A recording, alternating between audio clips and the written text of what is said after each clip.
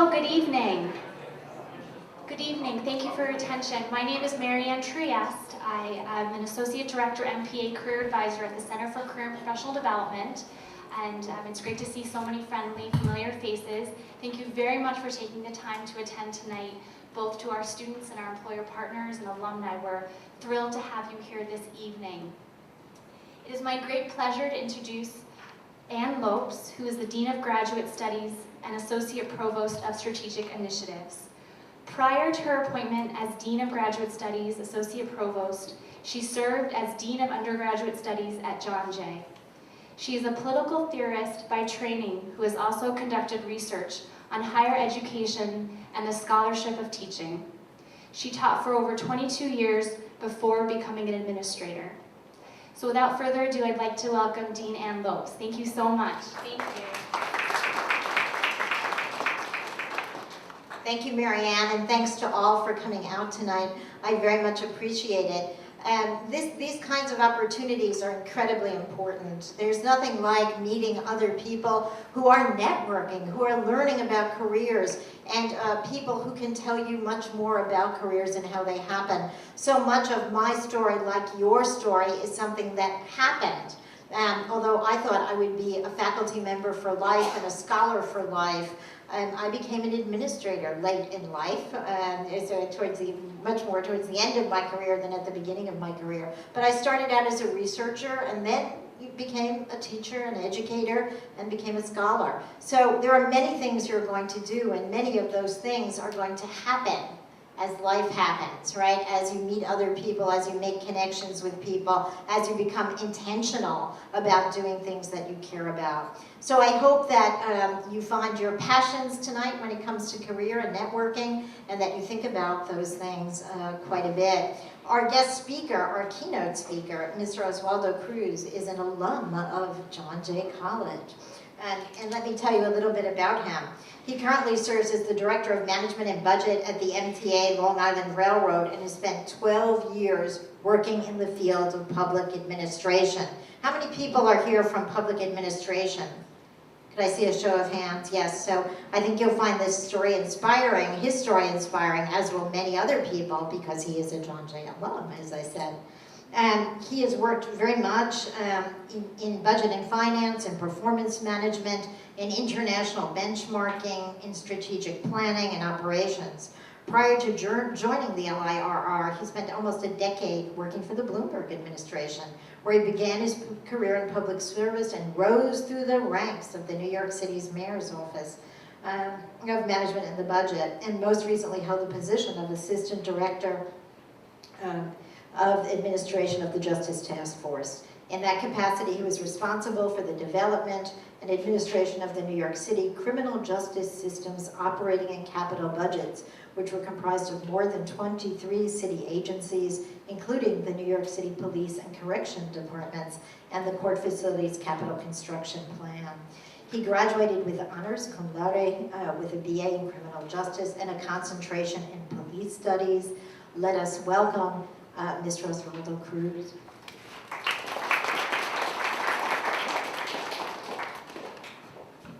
Well, good evening to all. It's a pleasure to be here with you tonight. I don't do a tremendous amount of public speaking, so this is a great opportunity to get, I guess, a few words in about, I guess, my career and share with you how my progress came to be. But before I begin, I'd like to thank Dean Ann Lopes, Ms. Anne-Marie Trieste, and Francie Clement of your Student Council for giving me this opportunity. It's a great opportunity to be here and again to address you as your keynote tonight.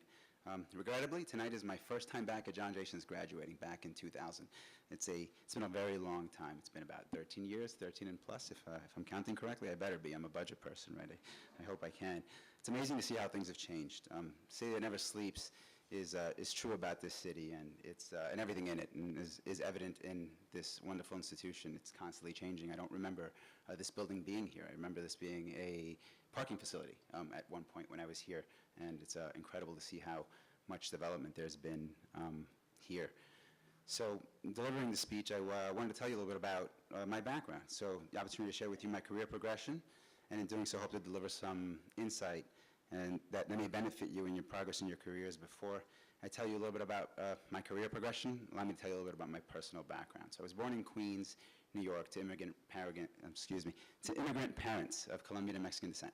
I have two half-sisters, 16 years my senior, from my mother's first marriage, and I'm a proud father to an amazing and supportive wife, two healthy, energetic children, and a six-year-old, soon-to-be 7-year-old girl who thinks she's a teenager, and a 3-year-old boy who thinks his sister's a teenager. So my family's influenced me tremendously, more than I think they will ever know in my career and in my personal success. So it's something that I like to note because they are the bedrock of, I guess, my progress. I spent most of my adolescent life in Corona, Queens. I lived in Miami, Florida for a short stint, right around when my family thought that they wanted to relocate to Florida. Unfortunately, Hurricane Andrew changed plans for my family, and I quickly moved back to New York as the hurricane devastated a large part of where we were proposing to live. For most of my life, I attended Catholic schools, both elementary and high school. I played varsity baseball in high school. As a matter of fact, today I continue to play competitive baseball for an adult senior league in Long Island. And if there are any pitchers here or any baseball players of any sort that are interested in joining a team, I'd be happy to talk to you at the end of this and potentially recruit you for some athletic activity. But I guess while in high school, I was forced to make some decisions.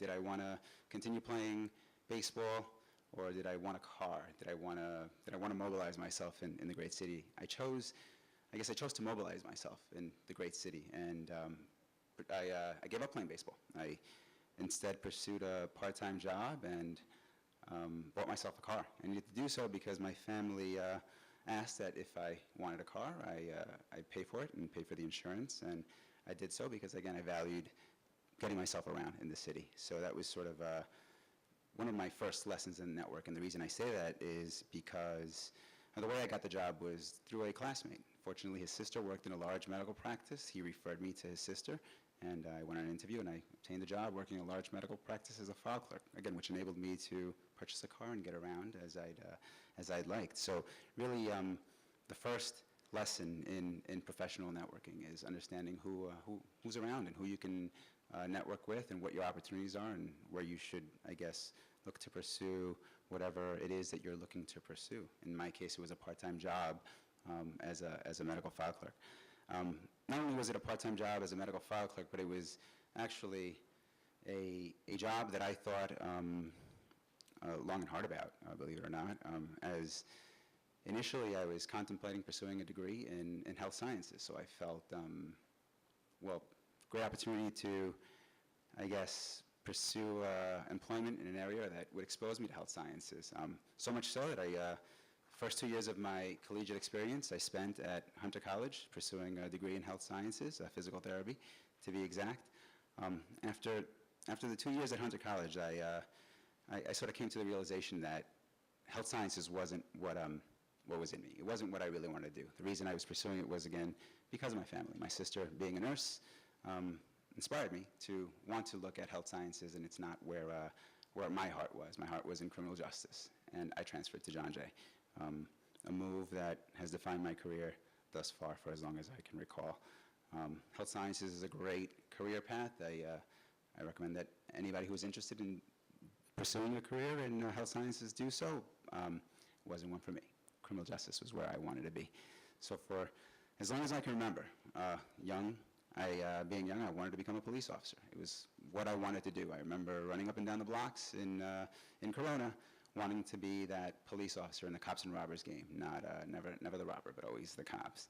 When I finally made the choice to move over and change career paths and pursue a degree in criminal justice, told my mother. She wasn't very happy, in her words. Papi, eso es tan peligroso, which roughly translates to, honey, it's very dangerous. I agree, it was very dangerous. Something that I wanted to do.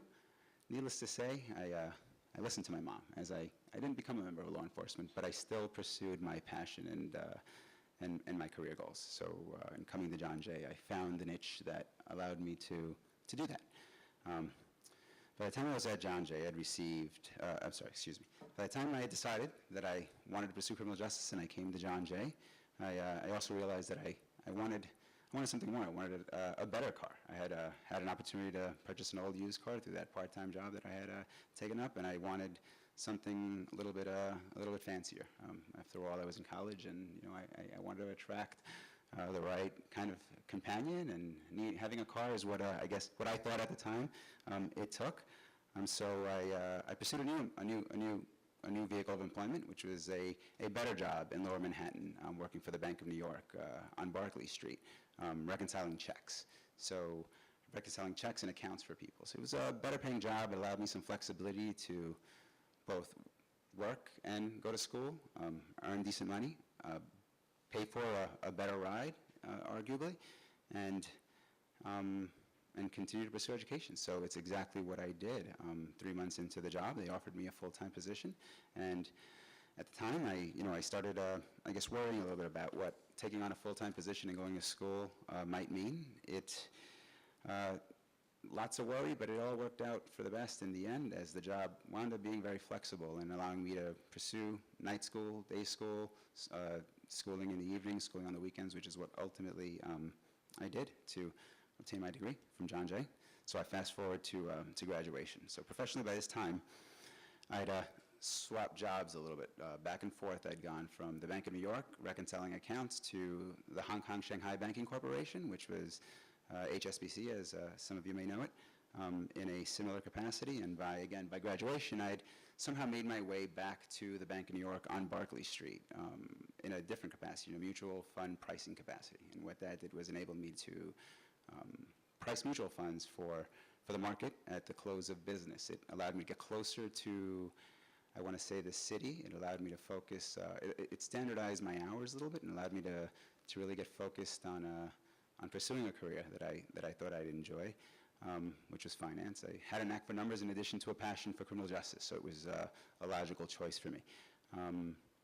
It wasn't enough to pursue a career in just simply finance. For the reasons that I transferred from Hunter College to John Jay, I continued to feel the need to engage in public service and in criminal justice specifically. So I, again, attended alumni events, career fairs, where I came into contact with a recruiter from a 3-letter acronym agency called OMB. So I was at a booth at one of our career fairs, and there was a woman who had a table with a piece of cloth and said New York City OMB. Looking at this and saying to myself, well, what in the world is New York City OMB?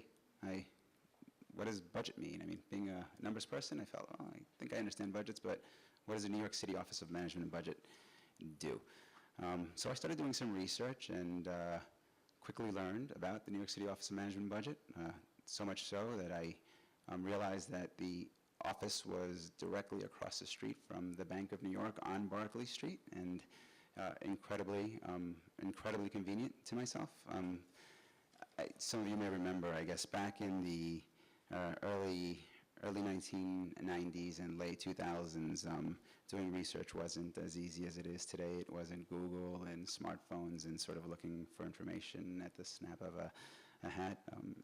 Research online sort of started with some funny laser beam-like noise, and ultimately with the phrase, "Welcome, you've got mail." And the connections were extremely slow. But beyond just doing research online, I guess I lucked out a little bit, which is an important note. I lucked out in that the New York City Office of Management and Budget was directly across the street from where I work, so research was easy. Research was simply walking across the street and talking to people who worked at the New York City Office of Management and Budget. So much so that I began to pay attention to the 3-letter acronyms on the parking signs in the street. CJC, Criminal Justice Coordinator's Office, OMB, MO, the Mayor's Office of Operations, and so on and so forth. There were many 3-letter acronyms downtown, as you can imagine. Started paying attention to them, particularly the ones with the OMB designation on them. One day I noticed a Volkswagen VR6 Jetta, green, I remember, parked in one of these spots. Well, you've heard my stories about cars and wanting cars and so on and so forth. I'm a bit of a car enthusiast. I specifically enjoy Volkswagens, and noticed this car parked under a sign that said OMB. Okay, so kept an eye out. One morning on the way into work, I see the driver of the car exit the car, and I stopped to talk to him. Figured, let's strike up a conversation about your Volkswagen. And while I was at it, figured let's talk a little bit about the things that interest me, criminal justice, and how I came to learn of your agency and what it is that I like about the agency. And would you know it, the driver was the assistant director of the Fire, Parks, and Sanitation Task Force, a former assistant director of the Administration of Justice Task Force. He encouraged me to apply. He encouraged me to submit my resume for consideration to various positions at the New York City Office of Management and Budget, which I eagerly did. And some time had passed. Government isn't the fastest at getting back to you when you're applying to positions. But I had all the time in the world. I had a full-time job. I was paying the bills. I was happy. So I eagerly awaited, and I got the call. Finally, I got the call. I get the call from the New York City Office of Management and Budget, and I'm excited. It's going to be a great opportunity. I see myself at an interview with 4 or 5 people at the New York City Office of Management and Budget.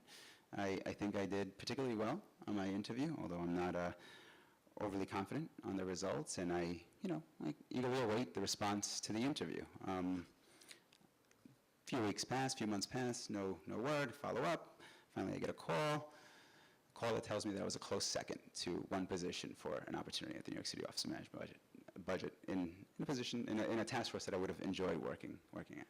So, as you can imagine, I was devastated. It hurt. It was a job that I really thought that I could do, that I was well prepared for, and somebody out there beat me out for it, which is a reality. I guess there are people out there that will interview better or that will be better fit for positions at any given point in time.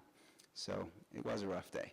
I never imagined how rough days to come could be, because not long after that, as we all know, the events of September 11th struck the city, and I guess working in such a close proximity, specifically the shadows of the World Trade Center, the office building where I worked was completely devastated and forced the relocation of the operations and everyone within the office. Fortunately, there was no loss of life, but there was plenty of loss of life that day, as we all know, friends and family to many, I am sure. So after relocating and bouncing around a little bit from downtown Manhattan to upstate New York, back to Wall Street, you finally wind up on Barclay Street again. I'm back on Barclay Street, back in the building. It's been repaired. There's evident construction going on in the general vicinity, and the city seems to be coming back. Sort of forced me to reflect about what had happened and re-energized me in some ways. It focused me again and made clear to me that criminal justice, and in particular city service, was something that I wanted to be involved in, and I needed to figure out how to get myself involved in criminal justice, because banking was great, it was paying the bills, but it wasn't what I had gone to school for, it wasn't what I learned, it's not what I set out to do with my life. And wouldn't you know it, when things started getting back to normal, all of a sudden this Volkswagen shows up again, and there it is, the guy that I talked to previously about the position. He's parking again in his usual spot as things start taking shape again in Lower Manhattan, and I approach him again. So I now had a relationship with him, I guess, of sorts. We talked once. Never do I, express any kind of feeling about the previous opportunities, but I instead continue to reiterate my passion for what I wanted to do, which was criminal justice, and how well suited I felt I was for the position at the New York City Office of Management and Budget. Again, sort of went through the usual process. I submitted my resume, and wouldn't you know it, all the things sort of came back around. About 10 months or so after 9/11, I get the call. It's another interview, another 4 or 5 people that I'm meeting with. Again, I walk out of the interview feeling great. I'm like, feeling great about the interview, but not sure. I guess not sure because of my previous experience, experience with the overall interview process. So much so that I remember calling my wife, then fiance, I guess, on the way out of the interview, saying to myself, I don't know. I just don't know. I felt like I'd done well, but I wasn't sure. Many of the questions asked were post-9/11 questions, policy questions, situational questions, questions that address how you would go about, I guess, planning a city's criminal justice budget around the new city of New York. And again, I felt that I'd answered them correctly, but I didn't know. Don't worry, there's a happy ending. Ultimately, so again, like I said, I leave the interview, no words. All of a sudden, I get a call, and wouldn't you know it, I got the job. I had actually gotten the job. I got the job in the correction unit within the Administration of Justice Task Force, overseeing the New York City Department of Corrections operational budget. And so began a decade-long engagement almost with the New York City Mayor's Office of Management and Budget. It was an engagement that, I could have never foreseen happening. It's an incredible place to work. I wouldn't have been there for 12 years if it wasn't. What can I tell you about the New York City Office of Management and Budget and just sort of things as a whole? So, they say something, and I believe it to be true. You don't work a day in your life when you love what you do.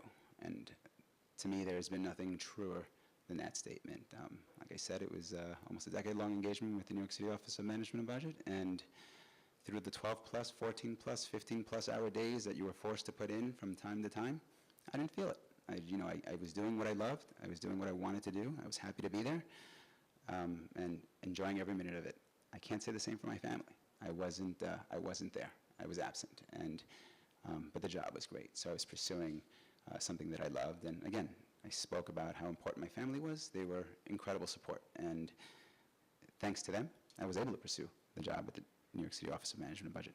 So what's great about OMB? Let me tell you. So no matter what you did, so those 12-hour days that I explained, 13, 14-hour days, you'd look across, and you had your colleague sitting right there, right next to you, cranking away, 12 hours. Could be midnight, could be getting ready to, deliver the final executive budget for the city of New York, and your colleagues were all around, dreary-eyed, tired, their ties somewhere up here, pizza was on the counter, but you were sort of cranking out those last few numbers, and I guess that's what made it tolerable. You weren't there alone, you were there with your colleagues, and there was a camaraderie that I can't describe. It's something like I've never experienced anywhere else. So the career progression, again, like I was saying before, I would have never imagined career progression like I experienced at OMB. I held every position from assistant analyst on through the assistant director. It's something that I hope everybody gets an opportunity to experience or to feel in their professional careers. So what does it mean? What is working at New York City OMB? So as an analyst, you touched on so much with respect to the criminal justice system. It all starts with the budget process, but before you get to the budget process, what did we touch? What did we do? I can tell you we were involved in everything. Every major criminal justice policy decision over the last 10 years or the Bloomberg administration, we had some stake in, whether it was reducing the population, or whether it was closing jails in Queens, thanks to the reduced populations in our New York City criminal justice system, to the establishment of the Lower and Midtown Manhattan security initiatives with the police department. Many of you law enforcement professionals in the room here, I'm sure, are familiar with the initiative. It's the virtual ring of steel around Lower Manhattan and now Midtown Manhattan. Streamlining the arrest to arraignment process for your criminal justice professionals here.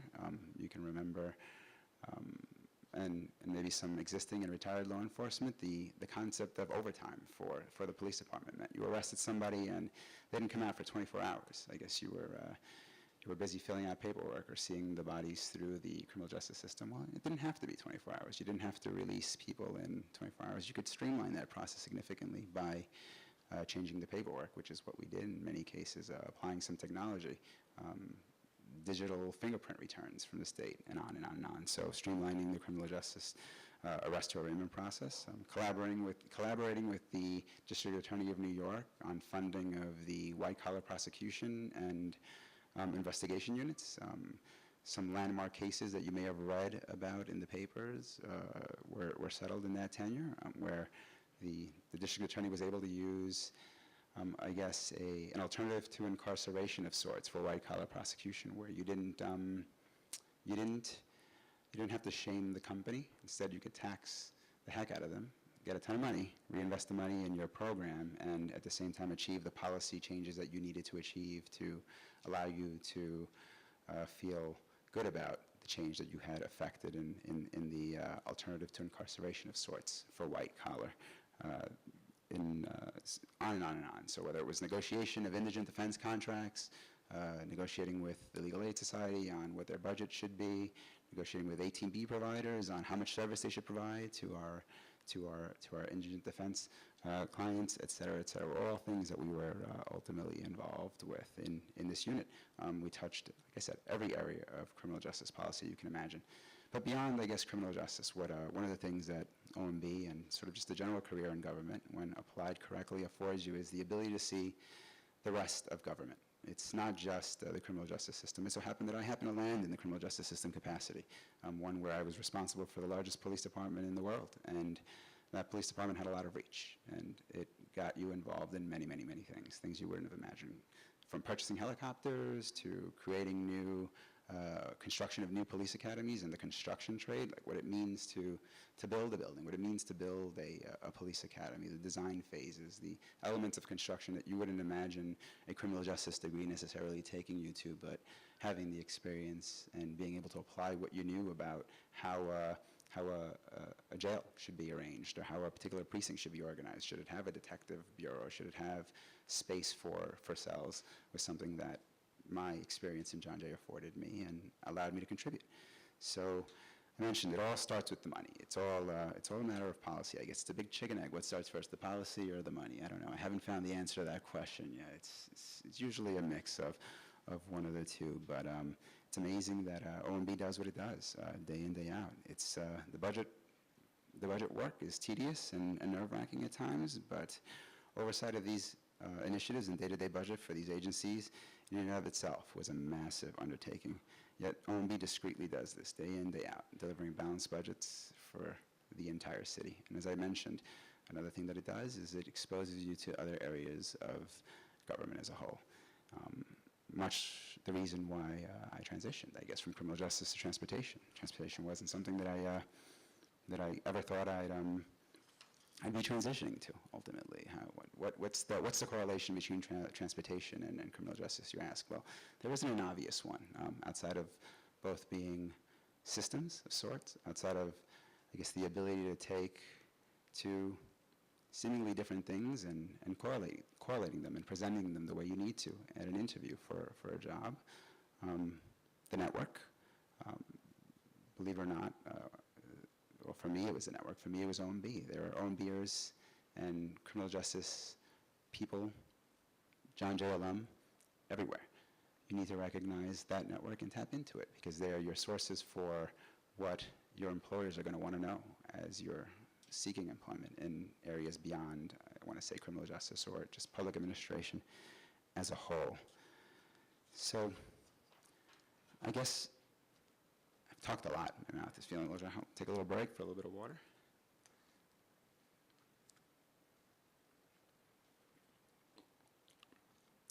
I guess there are three questions that I've asked myself with every major career change or every opportunity that's presented itself in my career that I want to share with you tonight. They're not scientific. They're not something that you're going to be able to quantify, and they won't give you a magical answer to the question. They're just questions that help you reflect on what you might want to think at the time of being presented with an opportunity. The decision will always be yours, and you're going to have to make a decision when presented with an opportunity.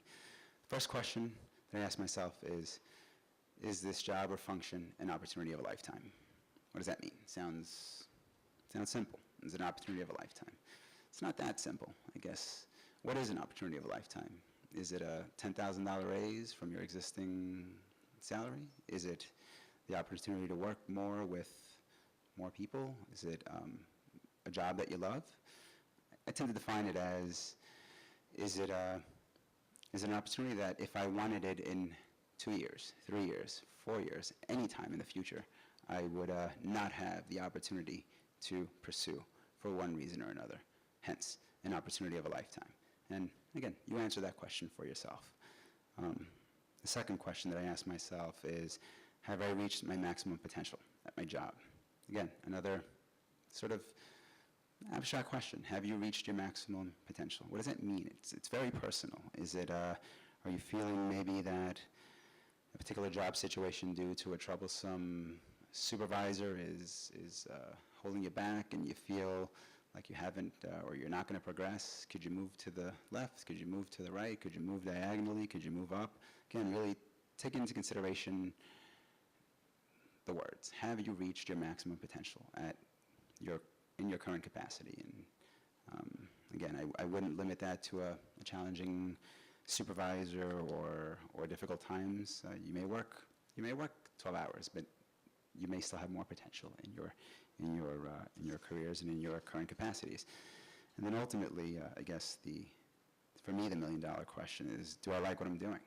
And that's a tough one, right? I guess because that's very subjective. Do you like what you're doing? What does that mean? How do you gauge that? Do you like what you're doing? Are you happy? Are you being challenged? Are you continuing to learn? Are you continuing to grow in your present capacities? Again, do you have the power to change what you're doing?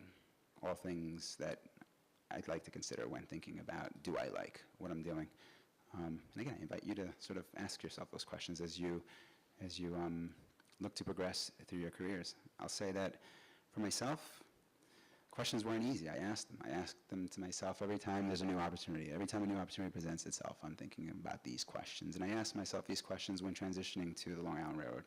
And I'll admit the answers weren't clear. They weren't easy. I loved what I did. I'm a criminal justice person at heart, and yet here I was moving careers altogether. So the answer wasn't easy. Ultimately, I went with my heart. I went with what I felt was right for me at the time. I went with what I felt was right for my family at the time. And again, it's just to say that the answers won't always be clear. These are things that you're going to have to weigh as you progress. What I will tell you is that I remain focused at what I do and what I do now. It's an incredible lift. Like I said, I am the director of the operating budget for the Long Island Railroad MTA, and in doing so, I'm responsible for the international benchmarking effort and performance management process, in addition to the operating budget for the Long Island Railroad. What does that mean? It means I've got to travel a little bit in this new capacity. I spent some time in Melbourne, spent some time in Sydney, I spent some time in Barcelona recently, checking out sister agency railways and their operations and applying their processes and as part of a benchmarking effort, collecting information that I can bring back to the Long Island Railroad that will hopefully make it a more reliable, safe, and cost-effective railroad for everybody that rides it. So again, it's trade-offs. They're trade-offs in what you choose to do in your respective capacities. So I kind of want to leave you with a couple of things.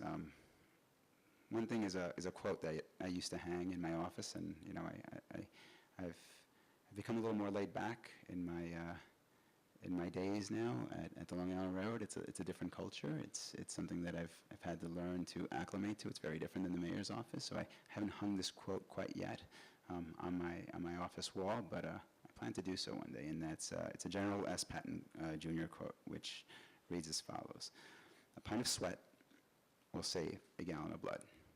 Now, think about that. That's deep. What does it mean? Pint of sweat, gallon of blood. In my own words, I like to say, work hard when you can, so you don't have to work twice as hard when you can't. Ultimately, do as much as you can up front, because you never know.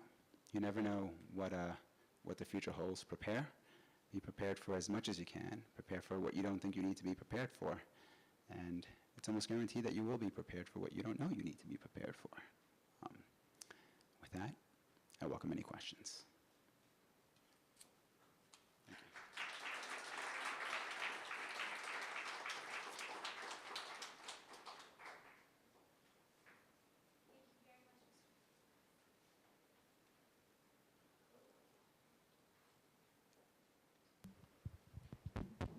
Thank you. Thank you very much for that excellent and inspiring keynote speech to our students and fellow employers and alumni. I think that it was very, no matter where we are in our career, I think very inspiring to us all. So I'd like to open up for questions. I am walking around with this mic, so just raise your hand if you have a question for Mr. Cruz.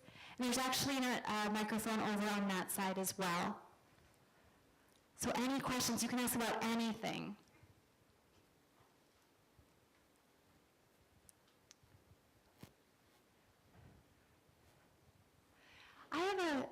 Go ahead. Mr. Cruz, please share with us some of the most common mistakes that applicants make when they interview with you for positions. Happily. So in my capacities, I've interviewed quite a bit. I can tell you that personally, I value a well-written cover letter. I think applying for a job this day and age has become very easy.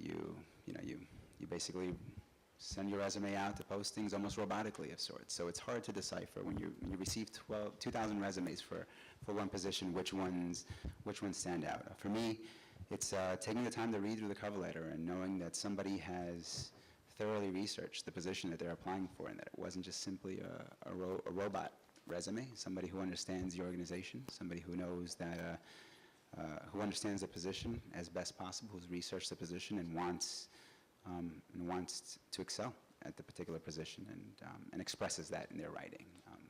The postings to job often leave behind clues that you can use to tailor your cover letters or tailor your resumes to the specific tasks, and I think when people do so, it shows. It shows, and it instantly clicks with, I want to say, with an employer looking to fill a position. So I'd highly recommend that, again, when you do so, you tailor your resumes and your cover letters to the specific functions being sought.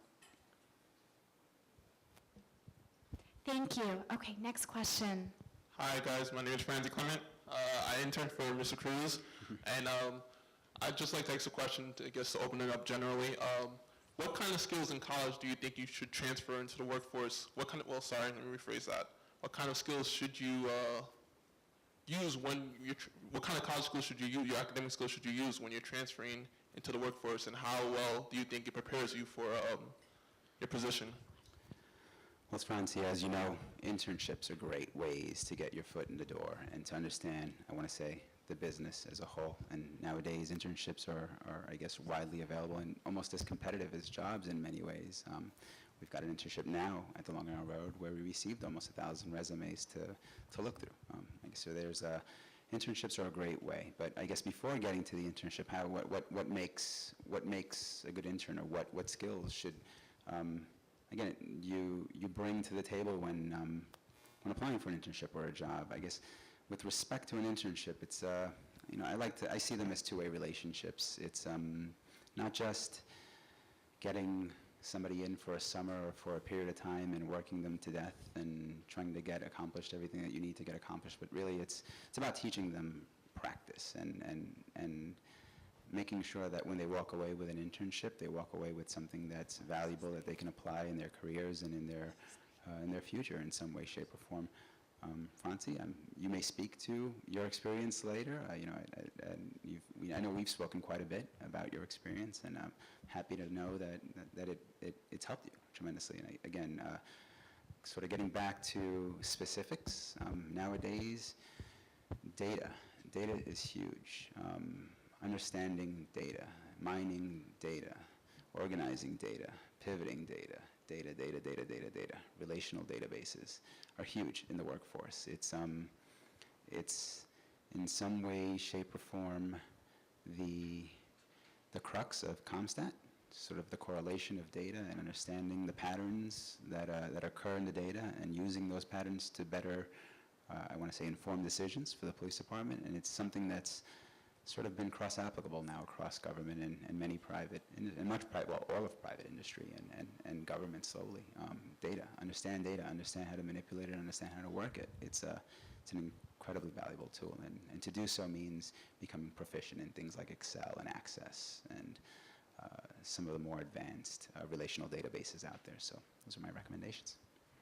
Hi, Mr. Cruz. What is your position on unpaid internship? I'm sorry? Do you support unpaid internship? Our internships are generally all paid at the Long Island Railroad at the moment. Fortunately, we're not at the point where we can afford to pay our interns, but if I guess the economy keeps going in the direction that it's going, it may turn to that. I know at OMB, they were both paid and unpaid internships. I mean, an internship, again, as I mentioned, so long as it is a two-way relationship, is something that's subjective. If you need to earn a salary for a particular point in time, and that's something that you value, you need to be careful. Ensure that you find an internship that you know will provide some form of income. But if you're looking for an education or if you're looking for an experience, then really internships are the way to go, whether paid or unpaid. It's the way it's the way to get your foot in the door, and it's the way to practice some of what you'll need in your particular functions. Thank you very much, Mr. Cruz. We really appreciate all of your time and kind of the thoughtfulness you put into the type of words and advice that would be very meaningful to our John Jay students. And so I'd love another round of applause for Mr. Cruz. Thank you.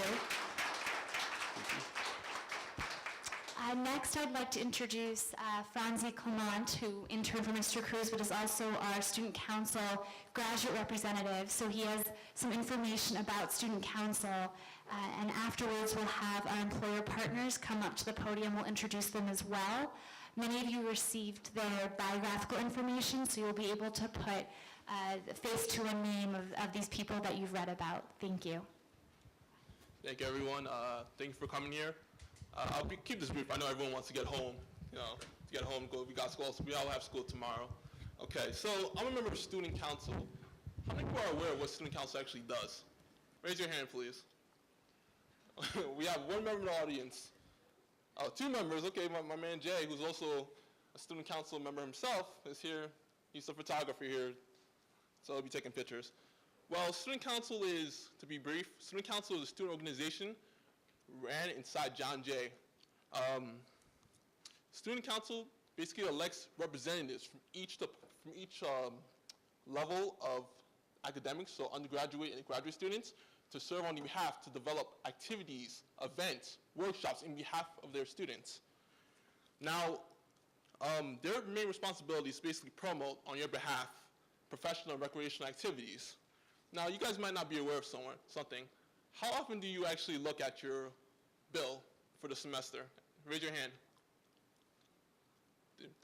Okay. Do you realize you pay $60.95 for a student activity fee? Do you know what a student activity fee is? A student activity fee is basically the funding that propels Student Council to create events. From my own experience, what I've seen is that a lot of graduate students aren't taking advantage of the student activity fee they pay. The student activity fee is based primarily to support your education, to support your development academically, professionally, socially. And from my standpoint, there hasn't been a lot of graduate representation or graduate responsiveness to Student Council. Now, the student activity fee, which is $16.95, which I will mention again, and times are rough, so hey, $60 is definitely helpful. That money can be used to fund so many ideas. I've submitted today a survey, which should have been handed to each one of you. I want to encourage you guys to really challenge Student Council. What kind of events, what kind of workshops, what kind of academic training do you need? Write it down in the survey and help Student Council serve you, because ultimately the $60.95 that you guys are giving part of the student activity fee is being wasted if you're not taking advantage of the opportunity to provide feedback. The student body is here to represent you, and without your support or with constant feedback, they don't know the path to take. Student Council is capable of amazing things. What's possible is limitless. If you guys want to develop, let's say, Student Council just recently developed a paintball trip. They all did do student activity fees. Anything that graduate students need, you have the opportunity to develop these workshops, these academic, professional, if you want to travel to a conference or anything else, you just need to provide feedback and give Student Council direction to help you meet your needs. And lastly, I just want to say, we just need a stronger voice in the graduate committee, in graduate input. Student Council also has committees, which allows you to have a stronger voice on college-wide decisions that help you go to college. So the Student Council committees can, Student Council committees, basically the one primarily for graduate students is called the Graduate and Evening Services. This committee has a budget which works to fund graduate-sponsored events, graduate events, and they need you to, if you can, to volunteer if you can, to offer your ideas, to offer your input, to offer just anything that comes to mind. Once again, as I mentioned, challenge Student Council to make events for you. You're paying $60.95. Let it be well spent. Don't just be voiceless. Have a voice, have an opinion, have ideas and challenge us to meet your needs and your wants. And that's all I want to say. Please fill out the surveys you've received, and I'd be happy to take them from you. And also remember, we have student council bags, so for everyone who wants a water bottle, there's a water bottle in there, pens, what else is in there? Oh, folders. Everyone needs good folders. stuff. Yeah, Everyone good. needs folders. We have paper and everything. So just make sure you guys fill out those surveys, stop by the student council desk afterwards, and hand them in and pick up your student council bag. I just encourage you guys once again to put in your own input and to just challenge us with your proposals, because that's what we need. We need to be challenged academically, professionally, socially, whatever you guys seem fit. Thank you. Thank you, Franzi. Thank you. I'm not sure if I mentioned before, but this event is actually co-sponsored by the Student Council, and Franzi has been working really hard on your behalf to, create some great activities, and he had actually come to me with this idea to collaborate, so I'm very happy to collaborate. He's been very supportive and helpful. I'd also like to introduce Ohakwe Odom, our MPA Student Association President, who's also a co-sponsor, and he has a few words for us. Thank you, Ohakwe. Thank you, ladies and gentlemen. I'm happy, I'm so much excited to be here, to see old faces, alumni, those I haven't met before and those that I've met. Thank you for coming back to John Jay and also to support us for this great event. I also want to thank Mr. Osvaldo Cruz. For the past few minutes, you've held us to our seats with your talk. I really, really appreciate it. For the students and also for the alumni, you want to grab on one line that I got from Mr. Cruz. He said we should work hard when you can.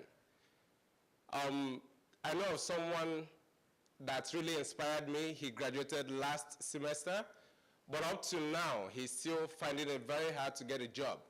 So based on that statement, so I'm going to encourage each and every one of us to work very hard when you can, because the time will come when you need that assistance.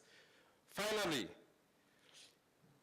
on this last note, I'm going to put it this way. Networking is not just about connecting people. It's about connecting people with people with great ideas, and people with opportunities.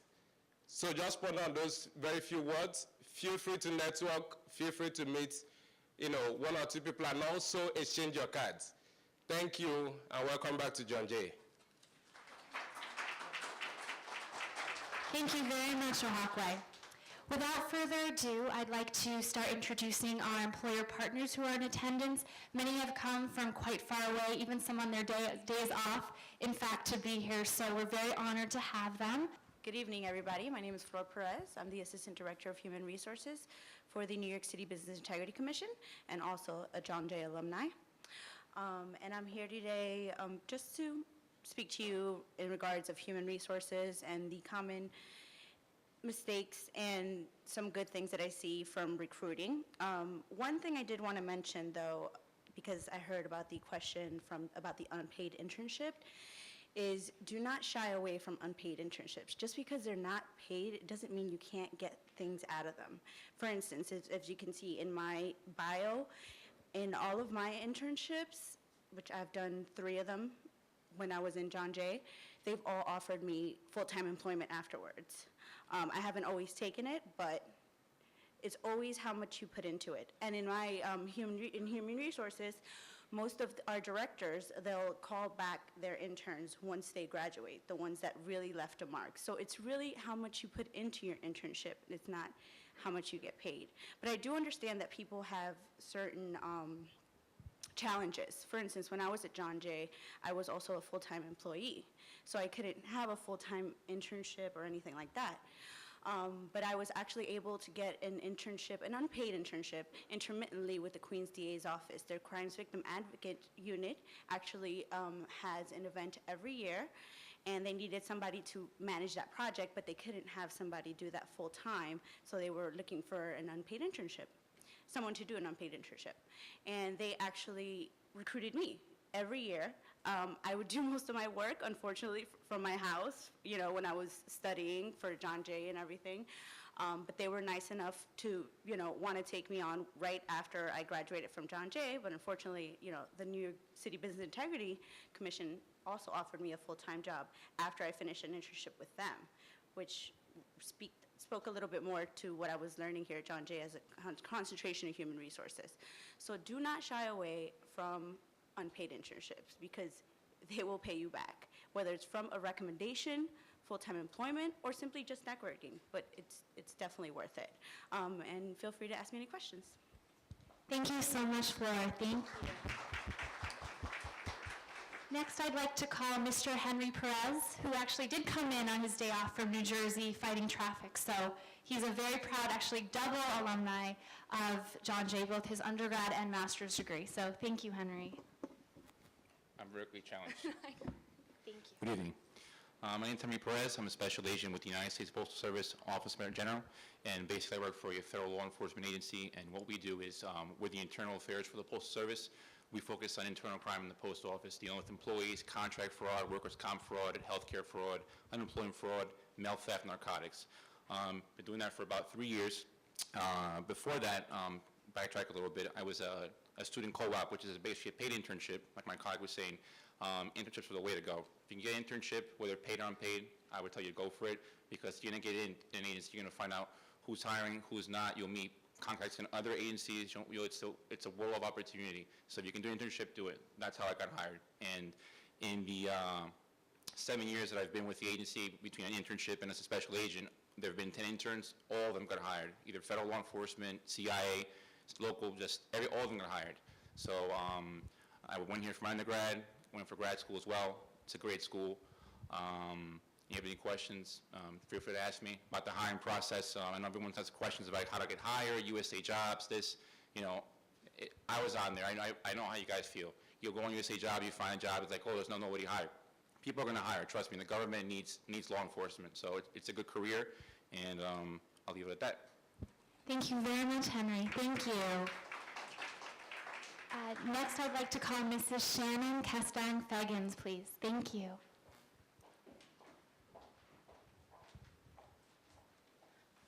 Hello, good evening, everyone. My name is Shannon Castang-Fagans, and I'm an alumnus of John Jay College's undergraduate and graduate degree programs. I've been asked to discuss my career with you and offer you advice to guide you along my career path. When I attended John Jay, I attended as a night student while working full-time during the day. And I would admit this task wasn't very easy. However, because my education and my work experience connected, I remained working while attending school.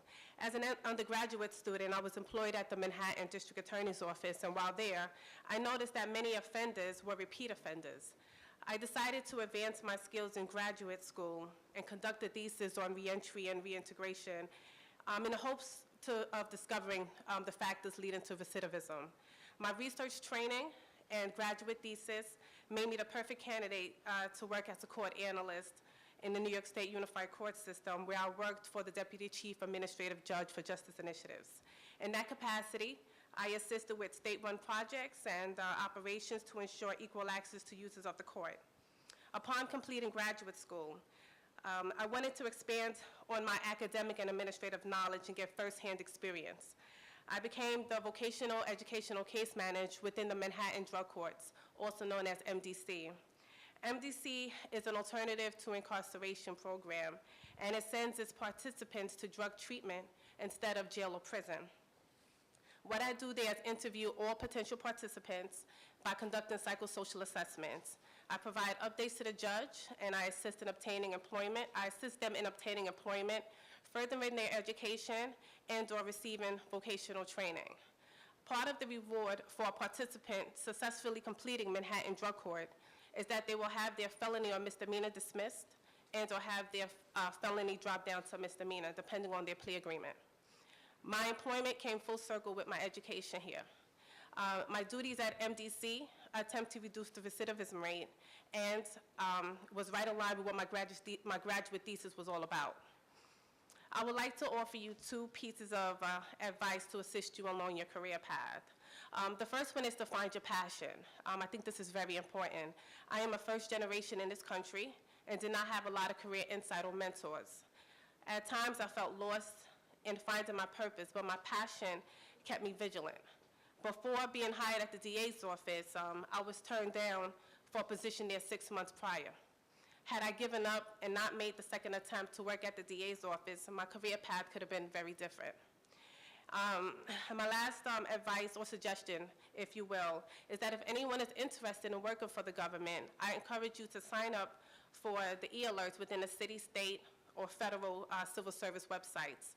You will be able to obtain job announcements and or sign up for examinations. I can tell you personally that the courts currently has 2 positions for examinations, which will end on Wednesday, March 26th. So if anyone is interested in coming in, it's a good time. The positions are for office court assistant and senior office assistant. And again, you must apply by March 26th in order to enter. But this is a perfect way to enter the course because it will make you privy to all other promotional examinations within the court system. And if you will, I brought along my husband here, just to say briefly a couple of words. His name is Curtis Fagans, and he's also an alum of John Jay. He is a New York State trooper, he's a Marine, and a reservist within the Air Force, and I brought him to just say a couple of words. Thank you. Thank you. Good evening. Unlike Mr. Cruz, my path to law enforcement was clear-cut when I was in high school. Just the way about getting there was the difficult part. I decided to join the United States Marines at 17 years old. I got stuck in the Marines during the Iraq War, so I had to stay an extra couple of months down there. Once I got to the United States Marines, I became a New York City, I came to John Jay first, and I started to complete my degree, my undergraduate at that point in time. I became a New York City police officer.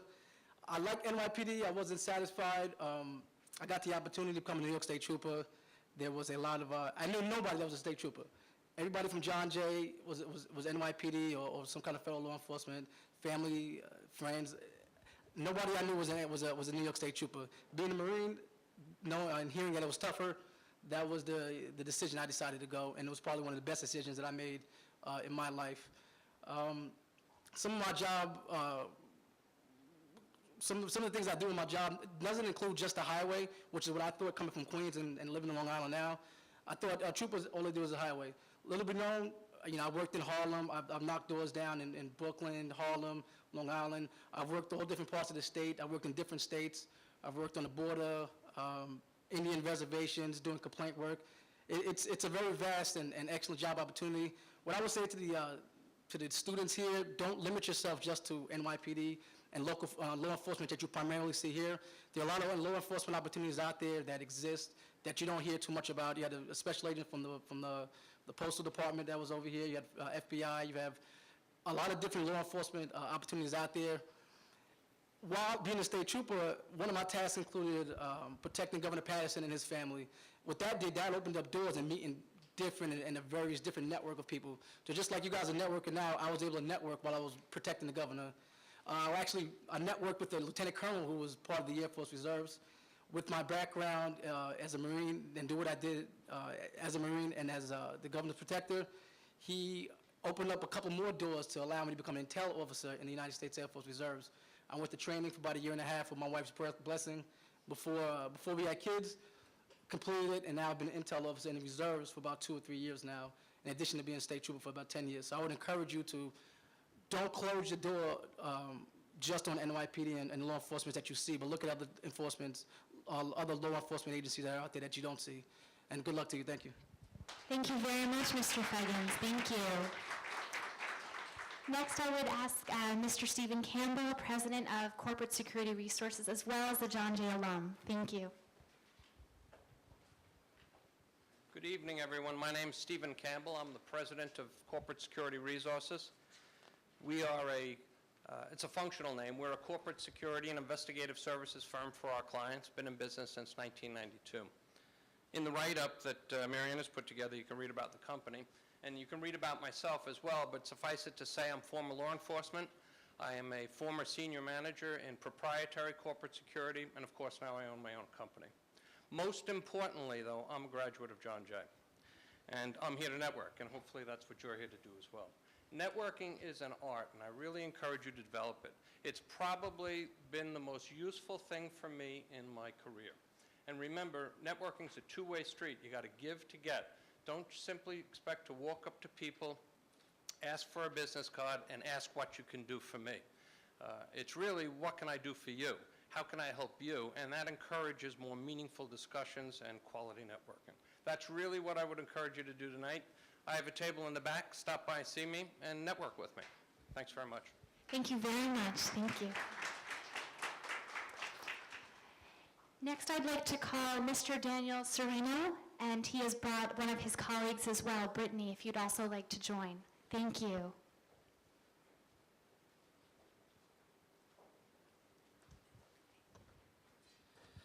Good evening. It's nice to be here with everyone today on this fine, warm spring evening. Graduates, alumni, staff here at John Jay, thank you for having us. My name is Dan Sereno. I'm a senior federal air marshal with the Federal Air Marshal Service's New York field office, and I have been for 12 years. Before I go into a little bit of what my agency is about, I just want to say that I work with some of my favorite colleagues are John Jay graduates, and John Jay, especially their criminal justice program, their contributions to the law enforcement community, not only in New York City, but around the nation, cannot be understated. So it really is a pleasure to be with everyone here today, no matter what you're matriculating and your history is. This college has an esteemed alumni, and I believe that's because of the quality education and that they give, and certainly the quality of the graduates that I've met show that. Part of what this agency is mostly, or I should say part of what this agency is because of 9/11 and its current incarnation. On September 11th, 2001, the Air Marshal program only consisted of less than 50 individual air marshals who flew mainly on international flights. The tragic events which unfolded on that day demonstrated the need for an expanded law enforcement presence on board American aircraft carriers. So then President Bush ordered the rapid expansion of the Federal Air Marshal Service. Over 200,000 applications were initially received, mine being one of them, I was in that group, from which several thousand qualified federal air marshals were selected. And those that were hired came from very diverse backgrounds, local, federal, state, and local law enforcement, military, as well as civilian backgrounds as well. The mission of the TSA's, well, we're officially the TSA Office of Law Enforcement Federal Air Marshal Service. That's a lot of words there. But we're here to promote the public confidence in the security of our nation's transportation domain.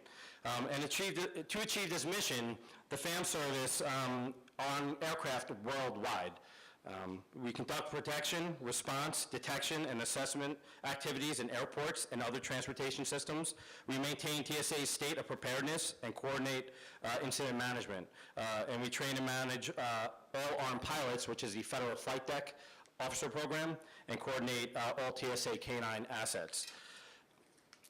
And federal air marshals are the only U.S. federal law enforcement officers strategically deployed aboard aircrafts to ensure the safety and security of the flying public.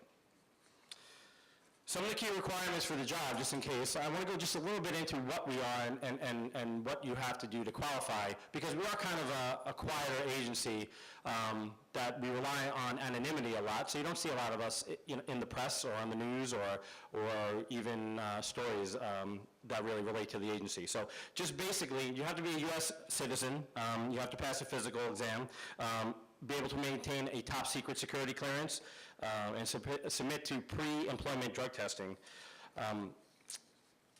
Possessing, obviously, a driver's license, having uncorrected vision, 20/60, correctable to 20/20, and not be older than 36 years of age when you're appointed. You are required to use a firearm and maintain firearm proficiency. One of the biggest issues we're proud of, or one of the things that we're known for here at the Federal Air Marshal Service, is our firearms proficiency. We have some of the highest standards in the federal government, obviously because of the environment we work in on airplanes and in close quarters.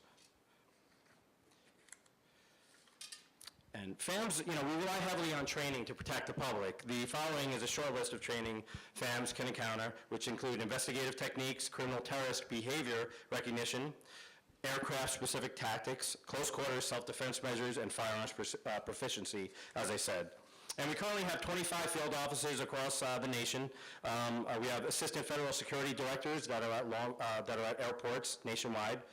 We also are assigned to the JTTF, which is a Joint Terrorism Task Force, which is run by the FBI nationwide. And being deployed nationwide allows us to be responsive to the ever-changing threats and natural disasters that occur in the country. Another part of our agency that is probably not known is the Visual Intermodal Prevention and Response Teams, which are related to as VIPER. After the Madrid bombings in 2004, TSA developed the VIPER teams to provide nationwide transportation security on all modes of transportation, not just aircraft. TSA VIPER teams provide a full range of law enforcement and security capabilities.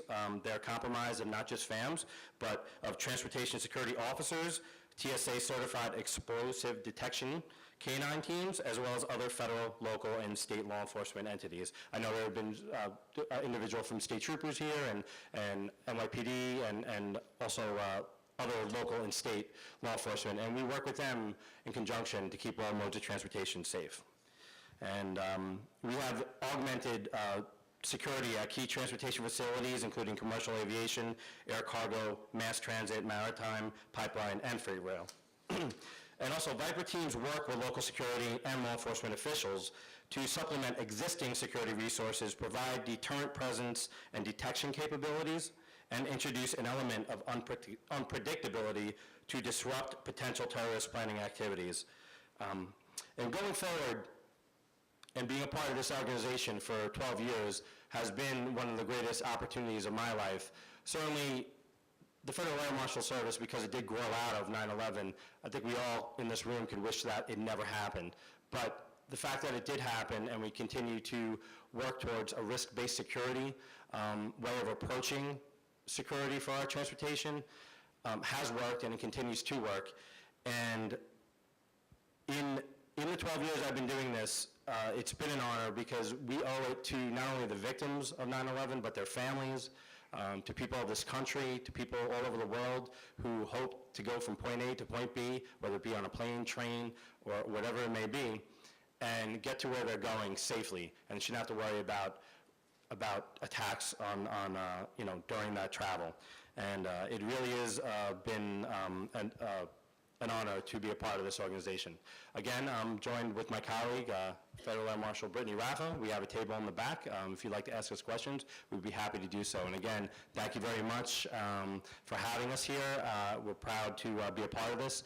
And I heard there's going to be snow tomorrow, so enjoy that. I'm going to be in Germany, so someone can tell me how that goes, but such is the life of an Air Marshal. But thank you very much again for having us. Thank you very much. Thank you. Next, we have Ms. Patricia Araujo. Thank you.